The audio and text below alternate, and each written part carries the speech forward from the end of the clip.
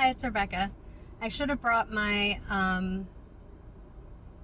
oh, my brain's stopping. I should have brought what? Oh, my visor camera holder or phone holder. That would have been really good because it's still hot, and so my phone is likely to overheat if I actually put it on the dash on the magnetic holder that I have in here. And I didn't bring my microphone, but hopefully you can hear me over the air conditioner. So there's a song, and I think I've sang it before, but it's coming back again. I love Pink. Pink is all about personal empowerment and working through our traumas, really allowing ourselves to be ourselves without judgment. And that's one of the things that's kind of been a theme in not only some of the videos that I've done, but also in sessions that I've done with people in my own personal life. It's a big journey to be able to accept yourself, and not even just when you have trauma or anxiety or ADHD, autism, any of those things. Those can increase the possibility that you may have more difficulty with accepting yourself. But our society is just structured in a way that there are so many spoken and non-spoken expectations of behavior. Some of them are reasonable, some of them are not. Some of them may be reasonable for some people, they may not be reasonable for all people. And it creates a lot of shame, blame, and also a lot of misconceptions. And people start to get in their head. And it's difficult when you're somebody who already was born with a temperament that is very kind and compassionate and caring, and then you have that trauma added on. And often it's not just one trauma, it's multiple traumas, and trauma can be different for different people. You can experience similar or the same situation and your brain and body process it differently. There sometimes is what in therapy is called little t's, which may be something that it wasn't like the most traumatic thing that could happen to you, but at the same time it did cause a trauma, or it did create a difficulty for you that can be difficult to get over. And people often, you've heard that term, hurt people, or heal yourself so that you don't cut others. I can't remember the full phrase. But anyway, the bottom line is everybody is going through something. Everybody has difficulty. And we have all these expectations that we try to adhere to. And it's not always logical or something that really matters. I use the example sometimes of not wearing white pants or white shoes before or after a certain holiday. What is it, Labor Day? I don't remember. Why? Because I don't care. Who cares if you wear white pants or white shoes any time of the year? Just wear whatever you're comfortable in. And I've come out before on here saying that I'm late diagnosed with ADHD and autism. I do also, for years, have been diagnosed with anxiety and PTSD. I have realized that periods of depression were actually autistic burnout that I never really recovered from. I just switched gears and started doing something else and pushed forward. So maybe part of this message is important because having been in a severe autistic burnout for quite a while now, and to the point that I see the blessings in it, but it did affect so many areas of my life. And I'm coming out on the other side of it, and I pushed through hardcore with it, but I also learned to do things that I try to teach others to do. And I feel it's important that you hear these things if you've listened this far into the video with 4.5 minutes. To set boundaries. Not because you're trying to put rules on other people, but because it is important for you to be able to decide what you have the energy for, what feels reasonable. When we push ourselves so much that we ignore how we're feeling, we ignore our own discomfort to try to accommodate and make others feel more comfortable, it puts us in the sympathetic nervous system. And I'm not going to give you all the sciencey bits on that, even though I geek out over that. Psychology is, of course, one of my special interests. Who would have thought? Especially working in mental health. But it puts us in that sympathetic nervous system, which is our survival system. And you are only meant to be in that survival system for a short period of time to get out of the danger. But in the world we live in right now, and there's so many things where people expect you to respond immediately to their messages, especially if they see that you're online. I am going to encourage many of you to turn that active status off. Turn the read receipts off, especially if you have anxiety, if you are like overly conscientious of how other people feel. You do not have to be available to everyone. And I'm saying this to you and to me 100% of the time. Because you may be just taking a mental break, or just scrolling through Facebook, or just playing a game to allow yourself that time to relax. And that's okay. It doesn't mean that you're available. If you have the time and the energy to be able to engage with someone, and it's something that you can do that. If it's an emergency, you still get to decide how you're able to respond in that moment, but maybe you push through sometimes when it's an emergency. But most things that people contact you about are not going to be an emergency. And you are not an a-hole for saying, I am not going to respond right now. And you don't even have to tell them that. Like I said, there is an unrealistic expectation that has come with emails and cell phones and social media that people are just going to immediately respond. And then for some people, their self-esteem, they link it to those responses. So if somebody doesn't like their post, or somebody doesn't see their post, or somebody doesn't respond to their message, but I saw that they were online, or I saw that they read it, then they feel like that person's upset at them and they're responding to that feeling, versus maybe the person looked at the notification or read it and they realized, oh, I don't have the energy to respond to this right now, or I don't have all the information I need to respond to this right now, or I don't have the time to respond to this right now, so I need to respond later. And could that person say to you, hey, I saw your message and I'm sorry, I'm not able to respond right now, but I'll get back to you? They could. And sometimes that works, and I've done that before. But there are some people who are like, oh, but you're on right now, like you're talking to me right now. Surely you're not doing anything. You are not obligated to be on call 24/7 for anyone. Now, if you're a parent or something like that, it would be a dangerous situation. Obviously, you've got to make some arrangements with somebody that you trust to be able to watch your children or whatever. But we all need downtime. And one of the things about being autistic and having ADHD is that the autistic brain, I know I've said this before, and the ADHD brain, it's not a lack of attention. It's that the brain has a hard time filtering out all of the things, whether it's the air conditioner going right now, whether it is the sun coming in, which is very bright. In fact, I think I'm going to put my sunglasses on. Not because I'm not trying to connect with you, but because my eyes are sensitive. But there's so many things that people become really sensitive about, and there become these social expectations and rules. Family comes first. Well, yes, it is good to help your family. It is good to be there when you can. But we know that even in the older generations, they weren't always able to be there. It doesn't make them a bad person. It may have hurt. We didn't understand it. They have their own stuff to work through. As adults, we have a responsibility to heal any hurts and things like that for ourselves. We can't control other people, whatever.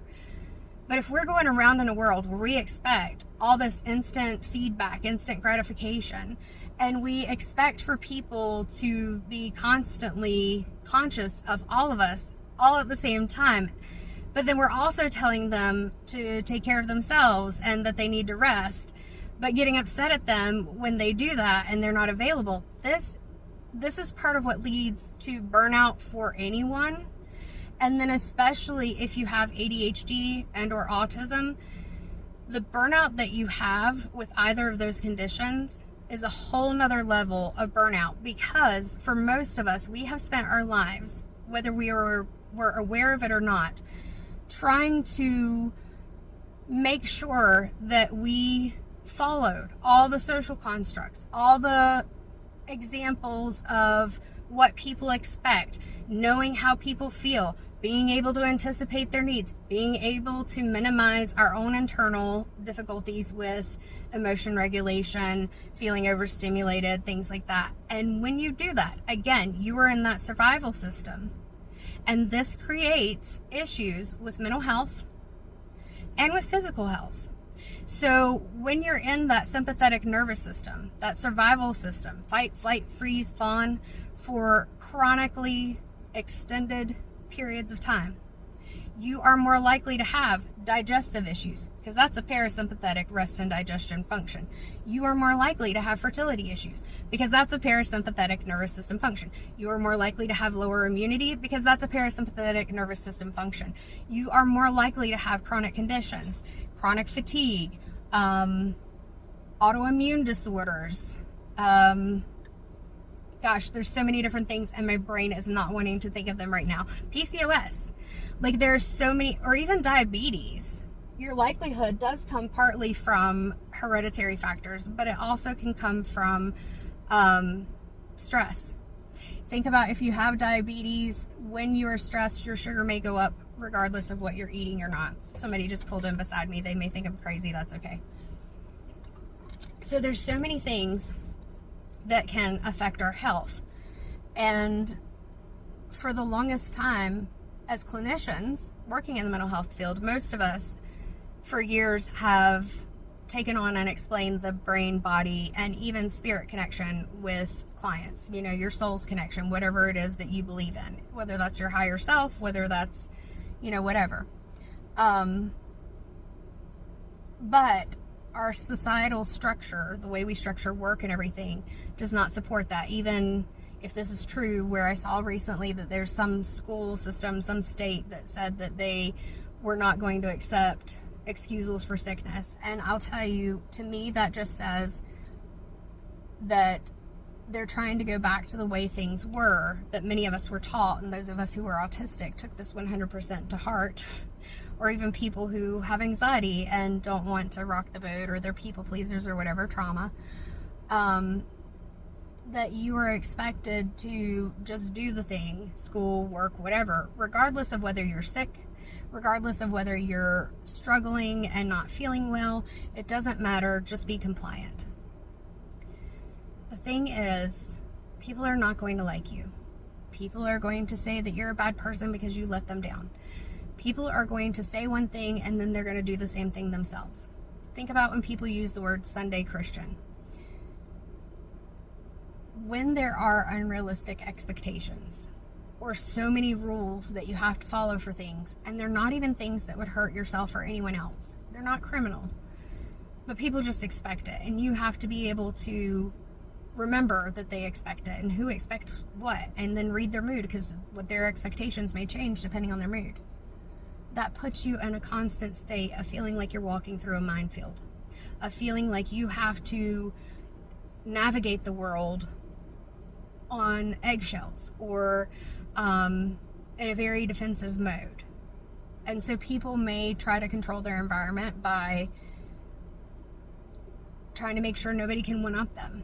They become defensive really easily. I'm going to hurt you before you hurt me. And then other people may try to control their environment by trying to keep everybody calm, anticipate their needs, trying to regulate everyone else while just suppressing their own feelings and emotions and things like that.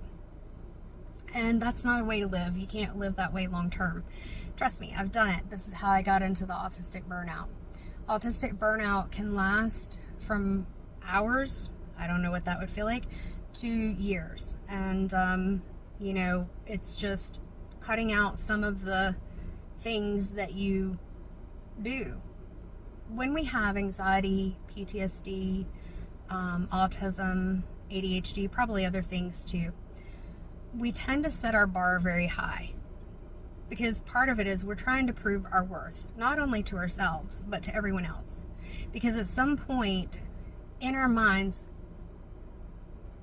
it made the connection, usually in childhood, that you're only worthy and this also is generational, because the boomers and those of us, I'm late Gen X, we were taught that we were not worthy or valuable unless we were doing something. If we weren't doing something productive, then we were lazy. And so taking time to yourself and being able to rest and having that self-care was not very well promoted. And because of that, there are a lot of people who, even if it's not an autistic or ADHD burnout, have gone into burnout. This is where we get to the point of the we don't care club. I love that. I love that concept. I am an older menopausal or postmenopausal woman with late diagnosed ADHD and autism, and there are so many things that I used to do because I felt like I had to, and now I'm at the point where I'm like, I don't care. I don't care. I have had so many people that I realized did not care about me enough to do the things that I did for them, but then either didn't recognize how much time, energy, and effort I was putting into them, how much it depleted me, or how much I was pushing through my discomfort to meet their needs or their wants. Not even their needs, whatever it is that they wanted to happen. And so this is where the literal for me with autism comes in, is that I'm not somebody, I get sarcasm. I grew up on sarcasm and swear words. I have a lot of military members in my family. I don't always like sarcasm. I can't always keep up with it. I mean, I can come back sometimes, but it gets to a point where it feels like it's just an excuse to be mean to each other and to say things that maybe you feel like there's some truth to. And then, like I said, I feel like it's not always the best thing. There's like a point that you need to be able to stop. And knowing that is different depending on who you're with. Anyway, I know I'm giving a lot of information here, but there's a lot on my mind. I've tried over the years to teach people how to set boundaries, how to respect their need for self-care and things like that, and I haven't done it. And I told people, if you do not take care of yourself, if you do not take breaks, if you do not set boundaries, your brain and your body will eventually make you. Because you're running in the sympathetic nervous system, you're going to get into overload. And I did exactly that thing because I felt like I could not stop or I would be a bad person. I wouldn't be a caring person. I didn't care whether people liked me or not. I just didn't want to not be a good person. I didn't want to not do the things that people expected. Or even with the woo stuff, if I was around people that I knew it was not an okay topic to talk about, I wouldn't say anything to them. Now I realize I don't care. If you think I'm crazy, if you think that I'm weird, if I embarrass you or whatever, ignore me. Don't look at the stuff that I post. Don't come onto my website. Don't come onto my page. Don't tell people about me. That's fine. I don't mind. Because I've always had the live and let live motto. And I've always treated people with respect. And I've actually really been drawn to people's differences, because to me, your differences are things that I'm interested in. Your differences, your actual thoughts and opinions, not what you feel like is what you're supposed to say. Those are the things that I want to hear. Those are the things I want to connect with. So you can call me one of the weird people, but I will tell you that some of the weird people make the best friends ever. So anyway, I didn't mean to get into a 19-minute rant or whatever this is. Hopefully it's been stuff you can connect with, or that at least encourages you to take back some of your power, whether you had done it before or not. And to know that even if people get upset because you stop doing certain things for them, if it's not something that's necessary, it's not something that you have to keep doing. If it's draining your energy and it does not help you, it's creating more for you, it is okay for you to pull back. And people may get upset, but they'll be okay. And they may actually realize that they didn't need for you to do whatever you were doing in the first place, because you may have just started doing it because you were trying to make things easier for them. You were trying to anticipate their needs. All these unhealthy things that get us into these unhealthy relationship dynamics. And yes, it does mean that you may lose some friendships, that you may have some family members who are like, I don't even know who you are anymore. And that's okay. And that's what you have to get used to, is knowing that that's okay. If you can create comfort for yourself and you're not doing anything, again, that is potentially or actually harmful to you, to someone else, or criminal. I know I say that all the time, but I'm serious. Like, these are the main boundaries here. Just be yourself. So the song, and the lady did go. I'm going to go ahead and sing it. It's been a while since I've sang because I've been sick a couple of weeks out of the last 5 or 6 weeks, and I finally am getting my voice back. But it's Pink. And it's effing perfect, and I'm going to say effing perfect instead of the other thing, because I always try to be conscientious of the sensitive souls and not get banned. But anyway. Made a wrong turn once or twice, dug my way out, blood and fire, bad decisions, that's alright. Welcome to my silly life. Mistreated, misplaced, misunderstood, knowing it's so good, it didn't slow me down. Mistaken, always second guessing, underestimated, look, I'm still around. I could go into the chorus, but I don't know if I can hit those notes. We'll try it. Pretty, pretty please, don't you ever feel like you're less than perfect. Pretty, pretty please, if you ever feel like you're nothing, you're effing perfect to me. So wear your heart on your sleeve. When I got this tattoo, I was like, I literally wear my heart on my sleeve now. And just be your authentic self. And people will either be drawn to you because you're stepping into yourself and you're just being yourself without masking, without feeling like you're having to lie, without feeling like you have to adapt to everybody else no matter how it feels to you. They're either going to respect you for it, be drawn to you, or they're going to separate themselves. 22 on the clock. And just know that that's okay. Because if they are people who cannot accept you the way that you are, it feels harsh to say, and some people may not like hearing this, but they're not your people. There will be other people who are like them that they will fit in with. There will be people that you find that you can be comfortable around, and be around those people. The people who are your safe space, that you are comfortable allowing yourself to let your hair down and just be who you are. That's special. Focus on them. All right, that's the message. That's the song. That's all the things.